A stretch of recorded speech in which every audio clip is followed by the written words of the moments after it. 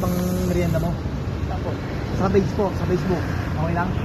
Gilid tayo, gilid tayo. Okay, dito na lang.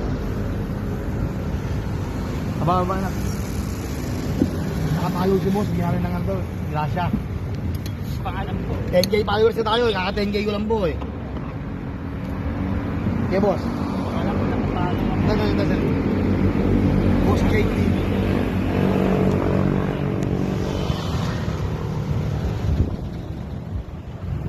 Pag nakapollow si boss, Ay, hindi po eh.